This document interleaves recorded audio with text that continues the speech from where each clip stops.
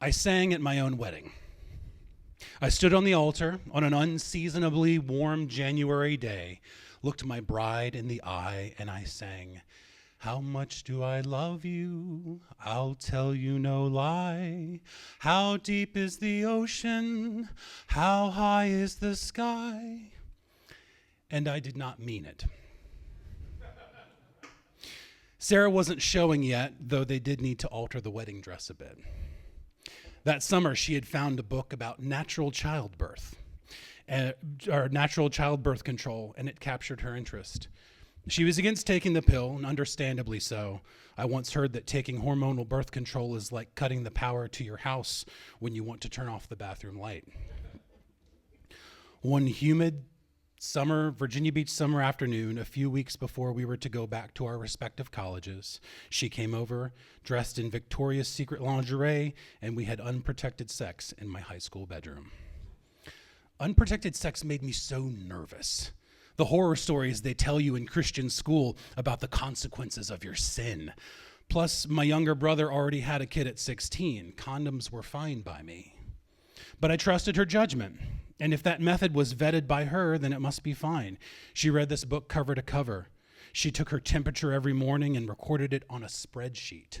A spreadsheet. If that's not legit, I don't know what is. She was the most responsible 20-year-old I knew. I was excited to get back to school. I just got into a pretty decent theater program. I had finally found my people and a discipline. I felt my relationship had run its course. My attraction was fading, and I had much bigger things to focus on. On the weekend, I finally worked up the courage to break up with her. She told me she was pregnant. So I kept my mouth shut. We went to one of those crisis pregnancy centers. They showed us an ultrasound of the heartbeat and then split us up to give their respective keep the baby sales pitches. A man in a lab coat took me out back where they had installed a pathetic-looking basketball hoop and asked me, "What are you going to do?" Get married, raise the baby, because that was the right answer. I wasn't going to be like these other pieces of shit that knock up their girlfriend and leave. I wasn't going to be that guy. I was ashamed of being a man. I've heard what people say about men. In high school, I would read the stories in 17 magazine about mean, callous boys that would break these poor, innocent girls' hearts. Boys that only stayed with a girl because they were physically attracted to them. All my life, I've taken extensive mental notes of how not to be. The contempt that evangelical Christianity has for artists and queerness and the oppressed. I paid very close attention to these lessons because you have to know what they're looking for. I think my most enduring and familiar fear is the fear of being found out. That and the fear of eternal damnation. That kind of shame is paralyzing. Overachievement can be a survival mechanism. I needed to be seen by others as exceptional. Being told, "You're not like the other guys." Those were magic words. I chose certain parts of my personality and built this person that was liked and accepted, all buried underneath a deep self-loathing. Maintaining this version of me was like a full-time job. I tried hard to be an exceptional husband. I encouraged her interests, knew them inside and out so I could buy the perfect gifts. I cooked the majority of the meals. I changed most of the diapers. Whenever I saw her start to clean, I leapt up to join in. Every Saturday morning, I let her sleep in while I spent time with Alex. I fixed plumbing, renovated the kitchen, did electrical work. I was employee of the month, every single month. Lest you get the wrong impression, Sarah was a good mother. Home was very important to her. We laughed easily. We were aligned politically. She was a good partner. She just wasn't my person. I wasn't even my person. While I didn't want to be married, I loved being a father. From the start, I woke up with Alex in the morning and rocked him to sleep at night, and I relished those Saturdays. At the butt crack of dawn, he'd creep into our room, nudge my shoulder, and whisper, "Dad, let's eat cereal." We had our own little world of two. I was so invested in his development and very interested in making sure that he didn't have to fight the same things that I did. 3 years in, we had Luke. Sarah wanted another baby, and the alternative was telling her that I didn't want to be with her anymore, so she got another baby. We got pregnant the first time we tried. You see, it turns out that charting is good for something.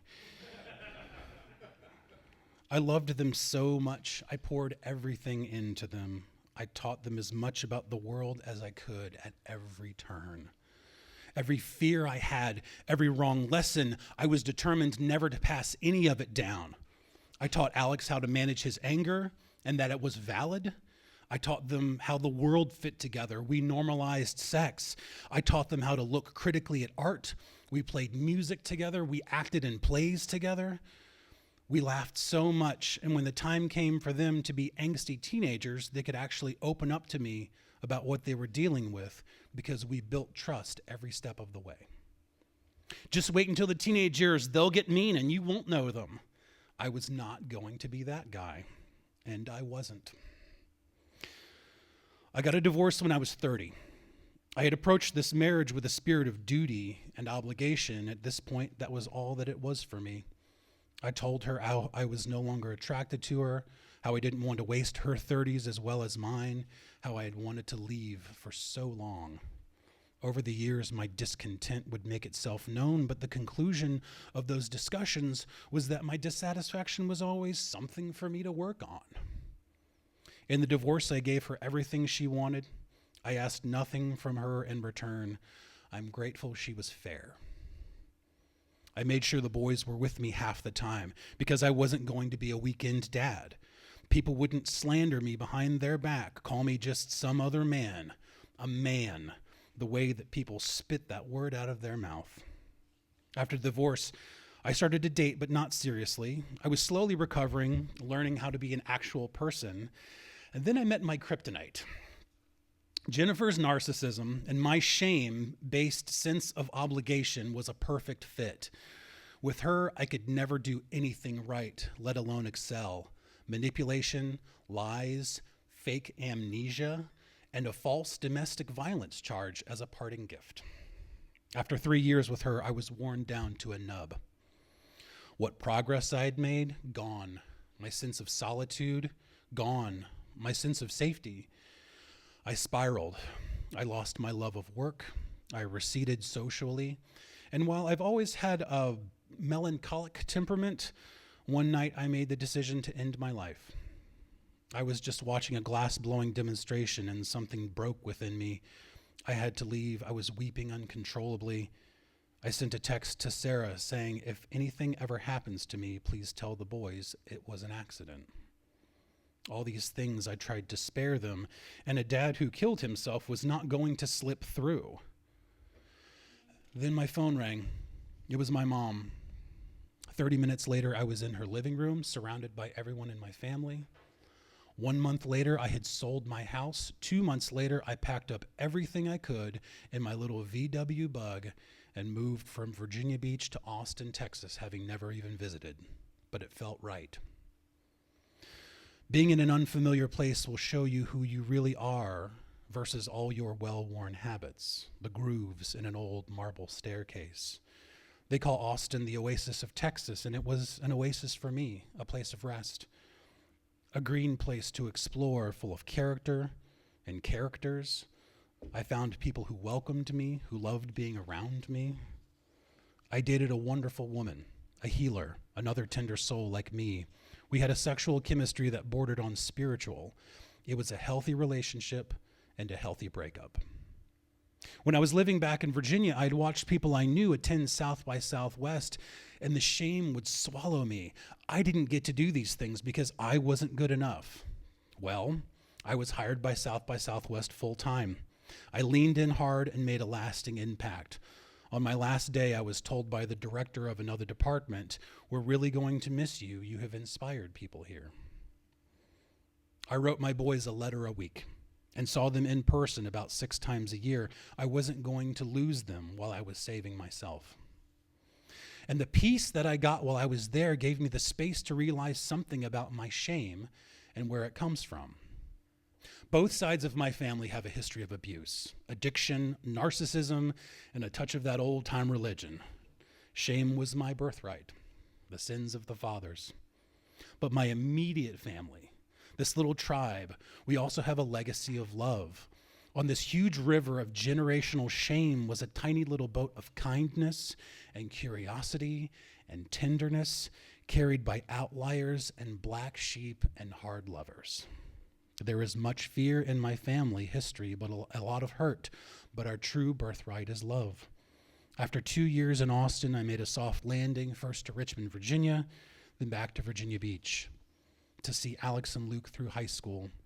It was their teenage years, and they knew me, and I knew them, and I got to provide a safe space for these beautiful boys. Back in 11th grade, my oldest got into his first relationship, and it was with great sadness that I witnessed him doing the same things that I did, the same thing my father did, bending over backward to delight and accommodate, existing only for another in order to earn the love that you don't think you deserve. Hiding away the tender and weird parts of yourself. It broke my heart because it was so familiar and there was nothing I could do to intervene. When she finally broke up with him, which needed to happen, I got to be there for him. He collapsed into a puddle in my arms and wept, and it took me back to my first girlfriend. How much I yearned to be loved and how crushing your first breakup can be. But this time, I knew the right things to say. And more than that, he had the tools to slowly pull himself out of the darkness. We had built the trust to be vulnerable with each other. I still struggle with shame. Replacing it with love is the work of a lifetime. I'm still on a long journey, and I love looking back over my shoulders to see my kids walking a better path. Alex, my Byronic redhead with the tender soul, and Luke, my magical forest creature. I truly believe that love can break cycles of shame.